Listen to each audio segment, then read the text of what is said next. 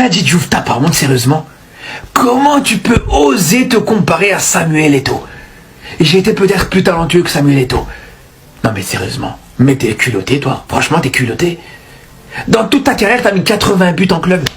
C'est ce que fait Eto'o en 2 saisons. Et t'oses encore te comparer à Eto'o. T'es déjà même pas le meilleur joueur du football sénégalais. Et tu veux nous faire croire là que t'es meilleur que le meilleur joueur du football africain?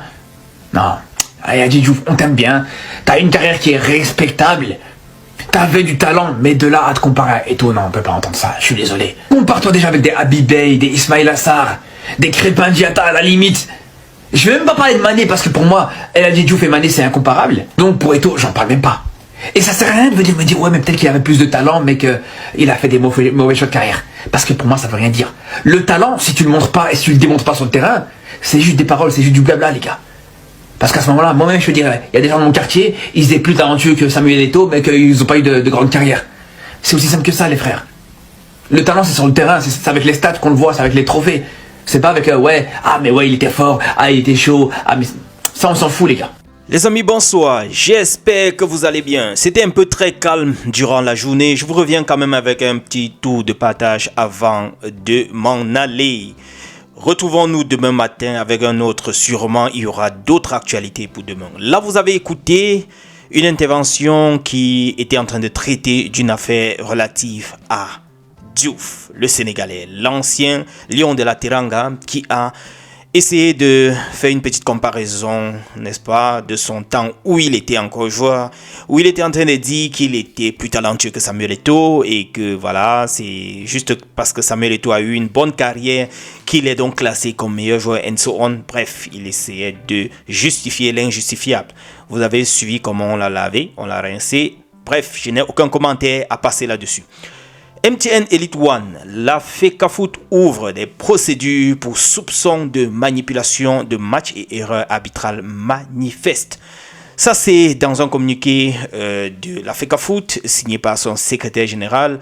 L'instance fêtière du Cameroun, du football camerounais, suspendant de façon provisoire les arbitres du match Victoria United qui a gagné 3 buts contre 0.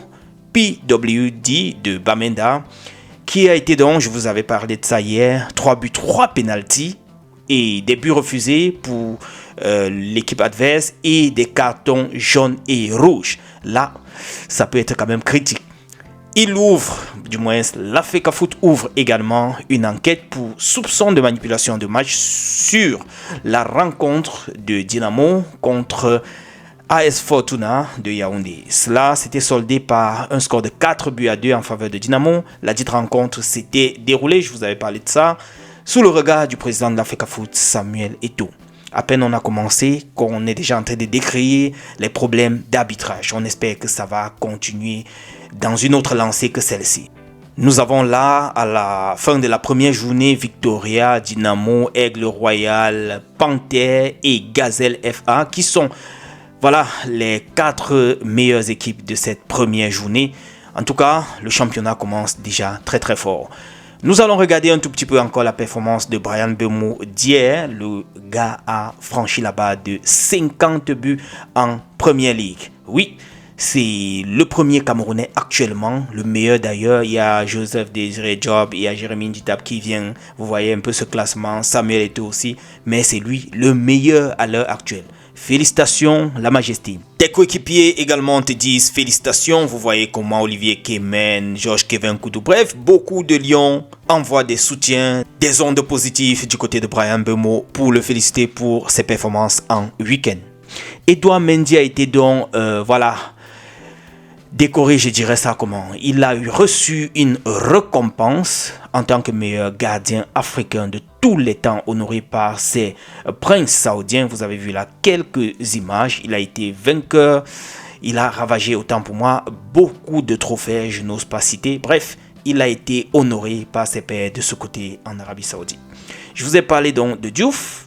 Il a eu à faire des déclarations aussi qui ont été très très mal perçu par la Fédération sénégalaise de football et il a été directement désavoué.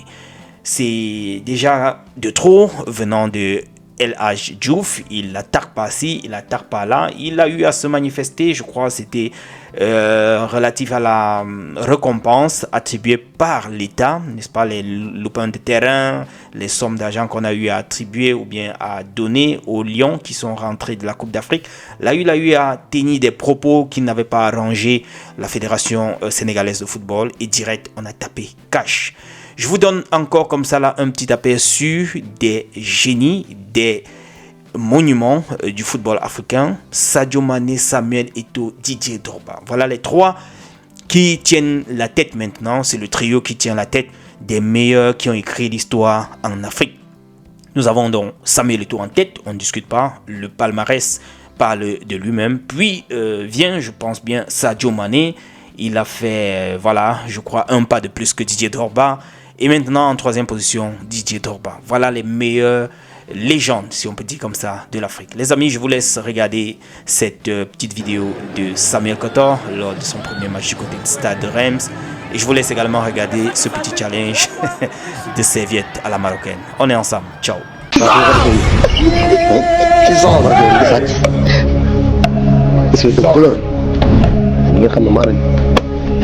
Allô.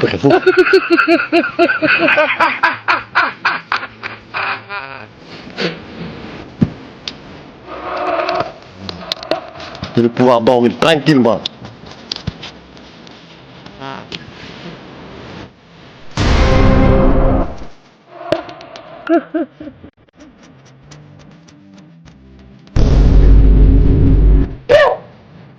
Encore les Marocains.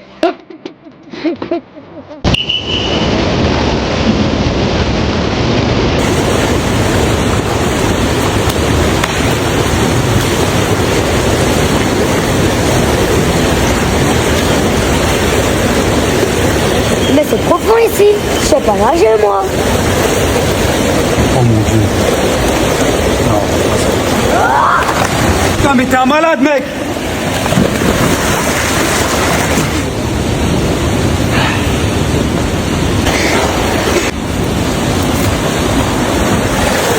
T'allais le tuer wesh.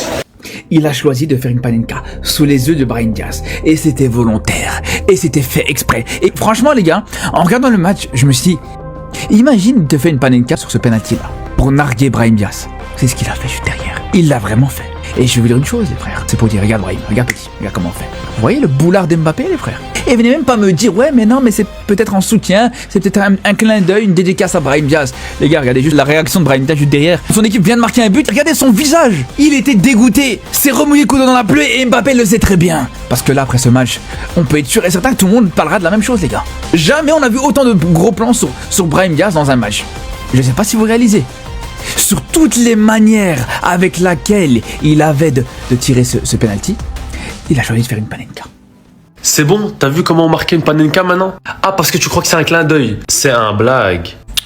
Là, Mbappé, il t'a juste dit, petit, regarde comment on marque. Parce que s'il aurait voulu te faire un clin d'œil, il l'aurait raté. Là, ça aurait été un clin d'œil. En tout cas, moi, les gars, j'ai aucune pitié pour Brahim Diaz. Il y en a qui lui ont déjà pardonné, les gars, après 10 jours, mais je sais pas comment vous faites, les gars. Pour moi, c'est impardonnable et j'ai aucune pitié pour lui, les gars. Frère, il a pas pensé à nous, comment tu veux que je pense à lui? Bref, vas-y, continue de chauffer le banc.